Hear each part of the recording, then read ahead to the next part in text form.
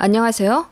저는 결혼한 지 3년 정도 되었고, 아직 아이 없이 나름 신혼을 즐기고 있는 30대 초반 여자예요. 친정에서 사준 고급 중형차를 신우이의 작은 경차와 바꿔 타라고 강요한 시어머니 얘기 올려봅니다. 시어머니가 제 거절에 어떤 보복까지 했는지 얘기 듣고 나시면 깜짝 놀라실 거예요.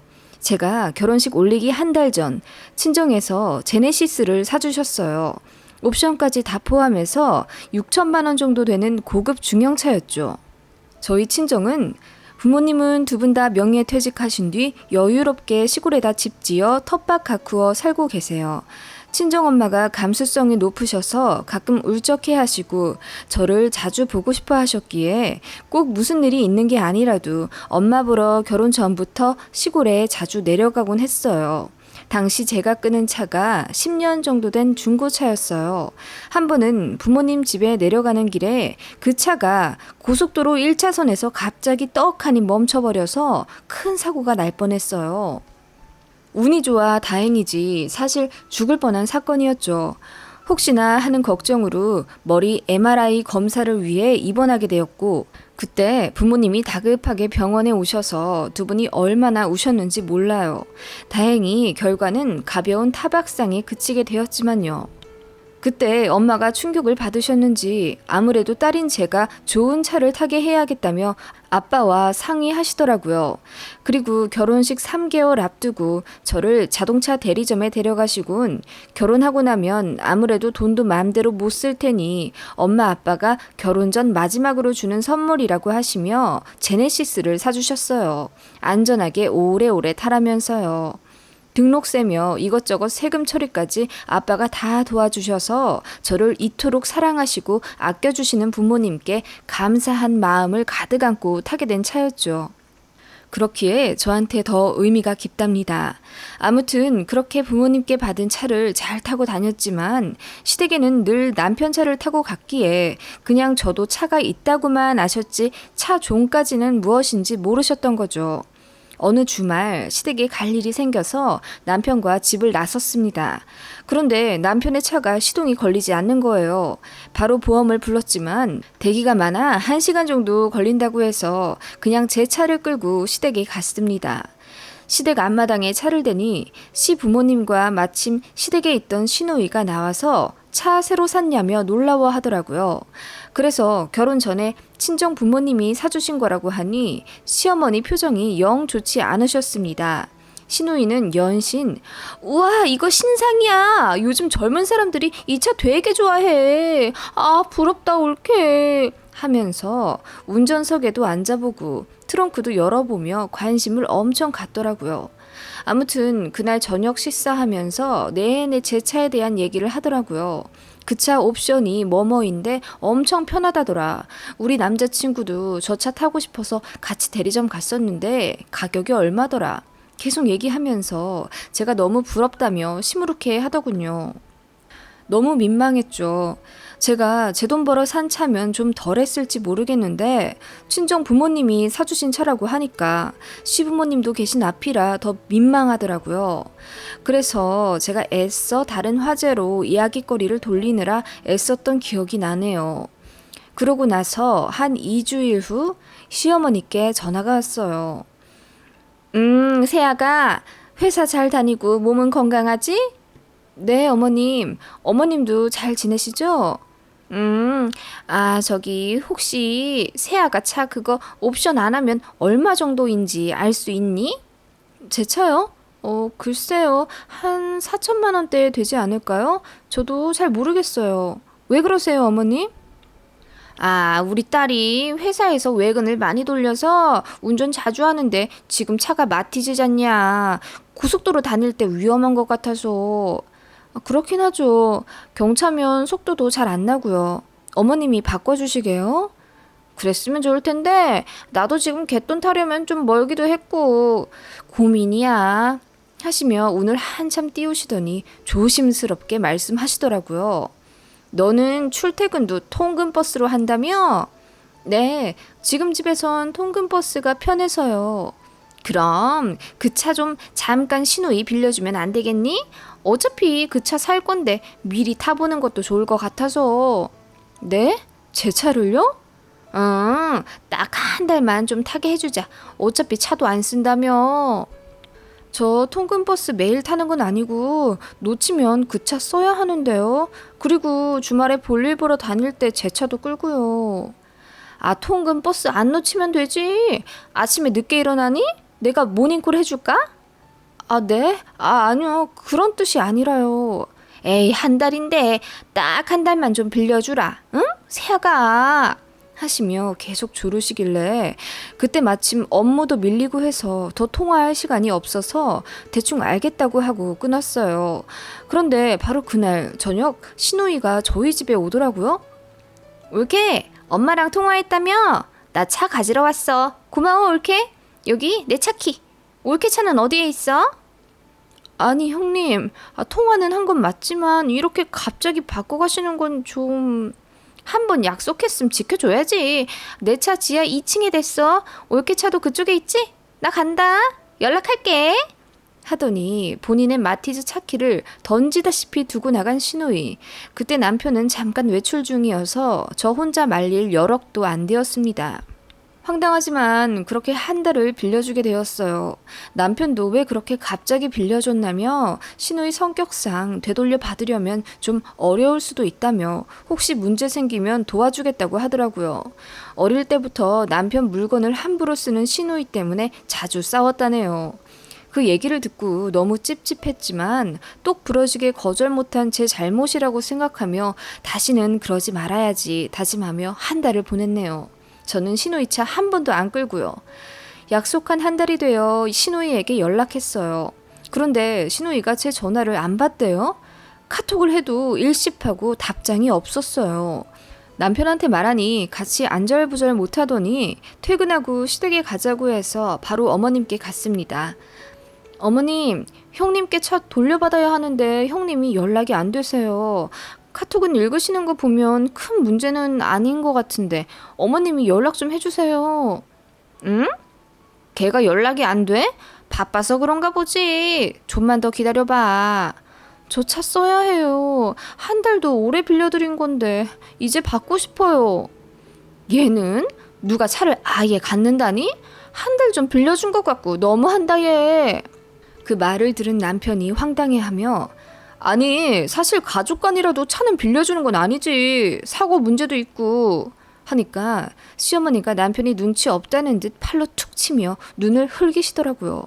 아 연락하라고 할게. 아니 근데 차가 필요하면 네 신우이 차 쓰면 되지. 왜 꼭 그 차여야 해? 네? 제 차잖아요. 그리고 남편 말대로 혹시 사고 나면 골치 아프기도 하고요. 맞아요 엄마. 차 바꿔 타면 안 좋아요. 아니 그 차가 뭐 어때서 그래. 마티즈라 그래? 네 시누이도 12년을 타는데 뭐. 아 그리고 듣자 하니 너 주차도 잘 못한다면서. 이번 기회에 우리 딸 마티즈로 부담 없이 주차 연습 좀 하는 거 어때? 제가 당황해하며 남편을 바라보니 남편도 황당하다는 듯 어머님을 타박했어요. 왜 그러시냐고. 사실 예전에도 시누이와 시어머님하고 대화하면 좀 말 안 통한다는 느낌이 있긴 했거든요. 본인 말만 맞다고 하시고 제 의견을 무시하시거나 앞에서 무안 주실 때도 많으셨죠. 시댁이라는 이유로 편견 갖기 싫었고 시어머니 시누이의 모든 행동을 시짜짓이라고 통일하자니 그동안 저한테 잘해주신 점도 많았거든요. 그런데 차 때문에 생긴 황당한 이 실랑이는 너무 실망스러웠어요. 역시 시댁은 시댁인가 싶었죠. 아 알겠어. 네 누나한테 연락해서 마티즈 갖고 오라고 할게 지금. 됐어? 하시더니 문을 쾅 닫고 안방으로 가시더라고요. 신우이랑 통화하시는 듯 했죠. 그리고 잠시 뒤 신우이가 현관문을 거칠게 열고 들어오시더니 팔을 걷어붙이고 저한테 삿대질하며 이러시더라고요. 올케, 그렇게 안 봤는데 정말 답 없네? 내가 차를 달라고 했어. 뭐를 한다고 했어. 좀 빌려줄 수도 있는 거지. 차 좀 늦게 준다고 이렇게 시댁까지 쳐들어와야겠어? 네? 연락 안 된 건 형님이시잖아요. 무슨 말씀이세요? 내 차가 그렇게 창피해? 응? 평소에 그 차 몰고 다니는 나 보면서 한심하다고 생각했어? 아니, 누나, 갑자기 뭔 말이야. 지금 상황이 창피, 한심이라는 단어까지 나올 정도야? 그냥 지금 차 돌려주면 되잖아. 왜 안 돌려줘서 일을 크게 만들어? 그래, 준다 줘! 하며 제 차 키를 바닥에 확 던져버리는 것 있죠. 그러더니 본인 차는 알아서 자정까지 신우이 집 앞에 대놓으라고 소리 지르며 시댁을 나가버렸어요. 정말 황당했어요. 시어머니가 그 모습을 보시더니 혀를 끌끌 차시며 그러게 좀 아량을 베풀지 그랬니? 그깟 차가 뭐라고 이렇게 형제간에 싸움을 만들어서 불화를 키워? 저희도 기분이 상해서 그대로 남편과 돌아왔죠. 오는 길에 남편한테 엄청 투덜댔네요. 그리고 며칠 뒤에 시어머니께 전화가 왔어요. 저 때문에 남편과 시누이 사이가 안 좋아졌으니 저더러 책임지라고 하시네요. 제가 뭐라 말할 틈도 안 주고 다다다 당신 말만 하시며 제 탓을 잔뜩 하시더니 마침내 결론을 말하시더라고요. 제 제네시스와 시누이의 마티즈를 바꿔야 한답니다. 어차피 저는 차도 잘 안 쓰고 주차도 잘 못하니 마티즈 같은 작은 차가 딱이고 시누이는 고속도로로 자주 나가니 제네시스를 타는 게 맞다. 시누이를 가족이라고 생각한다면 차를 바꿔야 한대요. 시누이가 아직 결혼도 안 했고 형편도 어려운데 원래는 먼저 결혼한 사람이 미혼 혈육을 도와줘야 한다나 뭐라나. 어차피 시누이 차 사라고 저희가 돈 줘야 하는 건데 돈 아깝게 그러지 말고 그냥 타던 차를 물려주라며. 어찌나 청산유수로 말씀하시는지 듣다가 저도 모르게 설득될 뻔했지 뭐예요. 정신을 가까스로 차리니 기분이 너무 상하더라고요. 그래서 그 차 저희 부모님이 저 타라고 사주신 차라 절대 그렇게 못한다고 말씀드렸습니다. 차라리 새 차가 필요하면 2천 중반 정도에도 충분히 중형차 살 수 있는데 왜 하필 고급 중형차인 제네시스냐. 말도 안 된다. 단호하고 일관되게 말씀드렸죠. 그랬더니 시어머니가 화를 내시며 정말 차 안 바꿔줄 거냐고 소리를 지르시더라고요. 그래서 단호하게 말씀드렸습니다. 네, 어머님. 절대 못 바꿔드려요. 그래? 알겠다. 하시더니 의외로 순순히 전화를 끊으시더라고요. 그리고 정확히 그날부터 사건이 시작되었어요. 그날 시어머니와 그렇게 통화하고 가슴이 답답해서 친구와 약속을 잡았어요. 밥 마실이라도 나가 시원하게 바람 쐬고 올 참이었죠. 주차장에서 제 차를 찾아 타려는데 제 차 오른쪽 문에 길게 스크래치가 나 있더라고요. 누군가 실수로 그은 옅은 자국이 아니라 고의적으로 꾹 눌러 기스낸 자국이었어요. 화가 나서 블랙박스를 뒤져봐도 누군지 안 나왔고 관리사무소에 가서 CCTV를 봐달라고 했어요. 그런데 어떤 사람이 모자를 꾹 눌러 쓴 채 정문에서부터 걸어 들어와 제 차로 바로 오더니 쇳대 같은 걸로 차 문을 쭉 긋고 도망가더라고요. 그런데 그 모습을 자세히 보니 꼭 저희 시어머니 같더라고요. 모자도 시어머니 모자랑 비슷했고요. 그리고는 후다닥 밖으로 걸어 나가는 게 찍혔어요. 제가 아파트 입구 CCTV까지 동선 추적해서 보여달라고 했죠. 그 결과 충격적인 모습을 보고 말았습니다. 제 차를 훼손한 범인이 후다닥 달려나간 아파트 입구에는 잠시 주정차된 차가 있었어요. 그 차는 바로 저희 시누이 차였습니다. 나뭇가지에 가려 잘은 보이지 않았지만 시누이의 차가 맞았어요. 범인은 시누이 차 조수석에 급하게 탔고 이윽고 바로 출발하더라고요. 남편이랑도 같이 확인하고 있었는데 처음엔 엄청 열받아서 욕하면서 보더니 어느 순간 아무 말 못하더라고요. 네, 확실히 알게 되었어요.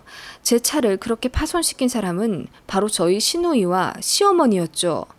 남편도 경악을 금치 못한 채 당장 스마트폰을 들어서 시어머니에게 전화를 하려고 하더라고요. 제가 막았습니다. 냅두라고. 그리고 이혼당하기 싫으면 내가 하는 대로 그대로 따르라고 했어요. 남편이 꿀먹은 벙어리처럼 고개를 끄덕였죠. 다음날 아침 날이 밝자마자 시어머니께 전화를 걸었어요. 퉁명스럽게 받는 시어머니께 말씀드렸죠. 어머님, 요즘도 형님 외근 많으세요? 그럼 누구처럼 사무실에 앉아서 편하게 일하는 줄 아니? 그럼 제 차 조금 더 빌려 쓰셔도 괜찮다고 전해주세요. 뭐? 그런데 정비 좀 받고 빌려드려야 할 것 같아요. 어떤 미친 X가 차 옆을 다 긁어놨더라고요. 스크래치가 너무 깊어서 문짝 2개를 다 갈아야 할 것 같아요. 한 400만 원 정도 들 것 같아요. 아, 그러냐? 네. 그래서 관리소에 확인해달라고 했더니 CCTV에 범인이 다 찍혔더라고요. 2인 1조라던데 가해자 차량 번호도 다 찍혀서 제가 경찰서에 신고할 때 증거 자료로 주겠다고 USB에다가 파일도 다 복사해놨어요. 퇴근하고 찾으러 가려고요. 차 번호판이 찍혔다고? 그 밤에? 게다가 나무 밑인데? 네. 근데 어머님, 밤에 그런 줄은 어떻게 아셨어요? 저 밤이라고는 안 했는데 나무 밑에 차가 있었다고도 말 안 했는데요. 아, 뭐 그야. 아니, 근데 신고를 할 거라고? 네, 당연하죠. 딱 제 차에만 그 짓을 해놨는데 보복성이 아니면 뭐겠어요? 이러다 저랑 남편도 칼 맞겠어요. 무서워서 신고해야죠. 벌금형이 나올지 실형이 나올지 모르겠네요. 했더니 아무 말씀 없으신 시어머니 이어 말했습니다. 일단 또 올지도 모르니까 이번 주까지만 좀 기다려보고요. 어차피 증거는 다 있고요. 혹시 모르죠. 자수하러 올지. 암튼 다음 주 월요일에 경찰서 가려고 연차도 냈어요. 아니 뭔 경찰에까지 신고를 해. 그냥 이상한 사람인가 하면 되지. 너는 일을 참 크게 만들려는 취미가 있더라. 신고하면 너도 자주 경찰서 불려가야 하고 귀찮아. 신고는 하지 말고 있어봐. 이제 안 하겠지. 무슨 말씀이세요? 남편도 당장 신고하라 난리인데요. 하니까 말을 더듬으시더니 일이 있다며 급하게 끊으시더라고요. 어떻게 나오실지 궁금했어요. 밤이고 나무 밑에 바짝 대서 신호위차 번호판이 안 찍혔다고 생각하신 건지, 아무리 그래도 완전 범죄가 있을 거라고 생각하신 걸까요? 순진들 하셔서 웃음이 나오더라고요. 그리고 어떻게 저한테 이러실 수가 있는지 열받더라고요. 그리고 그 주 일요일 시어머니랑 시누이가 저희 집에 방문해도 되겠냐고 조심스럽게 전화를 걸어 묻더라고요. 그렇게 아무 말 없이 현관에 들어서더니 시누이가 갑자기 훌쩍대며 말하대요. 미안 올케. 올케 차에 그거 엄마랑 내가 했어. 아이고 미안하다. 아무리 화가 나도 그렇게 해선 안 됐어야 했는데. 제 앞에서 고개를 숙이며 이실직고 하신 시어머니와 시누이. 자초지종을 들어보니 이러했어요. 시누이의 드림카가 바로 제 차였다고 하네요. 몇 년 전부터 너무 갖고 싶은 차인데 본인보다 한참 어린 제가 끌고 다니니 배도 아팠고 한 달 빌려 타보니까 너무 좋아서 더 되돌려주기 싫었다네요. 그리고 사람들한테 차 바꿨다고 거짓말을 해놔서 마티즈로 다시 타기가 죽도록 싫었다며. 게다가 제 친정이 부자니까 제가 시누이랑 차 바꿔주면 다시 하나 더 쉽게 사주실 거라고 생각했대요. 그런데 제가 단호하게 거절하니까 두 분이 분노하신 거고 홧김에 그렇게 제 차에 기스를 낸 거라며. 얘기를 듣던 남편이 고래고래 소리를 지르며 어떻게 며느리한테 그럴 수 있냐고, 두 분 다 제정신이냐며 그냥 법대로 하겠다고 하더라고요. 저는 솔직히 어느 정도 예상했기에 남편만큼 화는 안 났고요. 사실대로 이실직고하러 제 발로 찾아오셔서 다행이라는 생각까지 들었네요. 경찰서 가서 집안 싸움하기는 싫었거든요. 제가 팔짱 끼고 인상 팍 쓰고 있자 시누이랑 시어머니가 더 어찌할 바를 모르더니 두 분이 제 손을 잡고 한 번만 용서해달라고 불쌍하게 말씀하시더라고요. 두 분이 어떻게 그런 생각을 하실 수 있는지 너무 열받다가도 열등감이랑 자격지심이 이렇게 사람을 한순간에 눈돌게 할 수도 있겠다 싶어 한편으론 이해도 조금 가더라고요. 그렇게 미안하다고 비시니 어린 저로선 더 화를 낼 수도 없었고요. 일단 제 남편이 너무나 제 편이기에 정말로 이 일이 이혼할 것이 아니라면 어쨌든 더 얼굴은 붉히지 말아야겠다는 생각이 들었습니다. 그래서 용서해드렸어요. 순순히 용서해드렸냐? 절대 아니죠. 제가 좀 엉뚱하단 말을 평소에 듣습니다. 일단 제 차 전담 공업사에 갔어요. 수리하느라 뜯어낸 차 문짝 2개를 수소문에 찾아왔습니다. 그리고 용달 불러 시댁 앞 마당 제일 잘 보이는 곳에 멋지게 전시해뒀어요. 그 옆에 매직으로 크게 써뒀어요. 제목, 반성의 문짝이라고요. 그리고 시어머니와 시누이에게 엄청 화냈어요.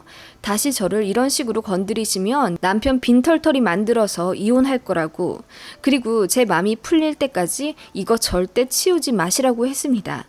동네 사람들이 오며 가며 이거 뭐냐고 계속 물어보시는데 그때마다 시어머니가 얼굴이 빨개져선 그냥 어쩌다 생긴 고물이라고 둘러대시더라고요. 열등감과 자격지심이야말로 고물보다 못한 거죠. 매일 아침 저녁마다 그 고물들 보면서 시어머니와 시누이가 진심으로 반성하고 마음이 좀 정돈되길 바랍니다. 뭐 그 이후로 시댁과 저희는 표면적으로는 잘 지내고 있어요.